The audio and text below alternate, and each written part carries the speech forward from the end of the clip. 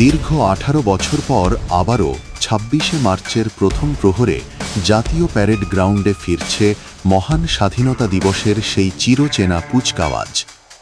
আর সেই প্রত্যাবর্তন যেন ইতিহাসের বুক চিরে ফিরে আসা এক গর্বের পদধ্বনি।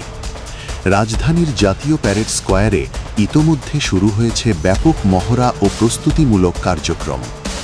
২০০৮ সালের পর এই প্রথম ভিন্ন এক আবহে উদযাপিত হতে যাচ্ছে জাতীয় এই দিবস। মুষ্টিবদ্ধ হাতের দুলুনি আর বুক চিতিয়ে চলা একদল দেশপ্রেমিকের দৃপ্ত শপথ।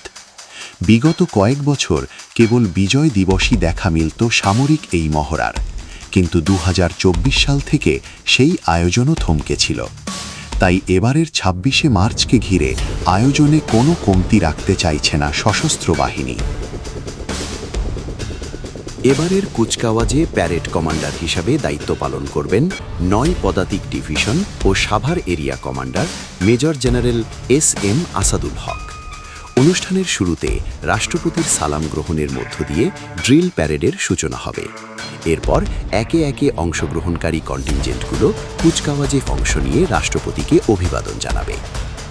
প্যারেড কমান্ডারের ঘোড়ায় চড়ে প্রবেশের মাধ্যমে শুরু হবে মূল আকর্ষণ।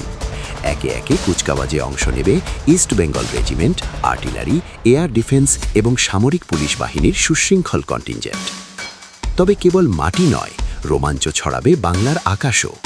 বাংলাদেশ বিমান বাহিনীর উদ্যোগে বাংলার আকাশ রাখিব মুক্ত এই প্রতিপাদ্যে যুদ্ধ বিমান MiG-29 যখন রাষ্ট্রপতিকে অভিবাদন জানাবে, তখন আকাশ জুড়ে তৈরি হবে এক নান্দনিক ক্যানভাস।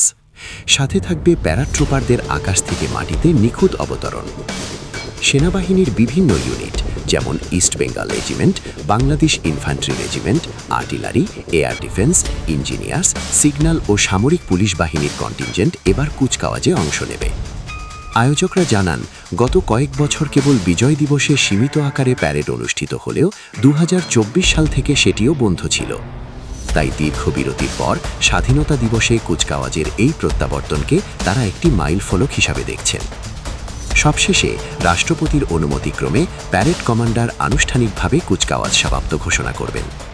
এবারের আয়োজনের মাধ্যমে নতুন প্রজন্মের কাছে স্বাধীনতার ইতিহাস, ত্যাগ ও গৌরবময় চেতনা তুলে ধরার পাশাপাশি দেশের প্রতিরক্ষা সক্ষমতার একটি দৃঢ় বার্তা পৌঁছে দেওয়া হবে বলে আশা করা হচ্ছে।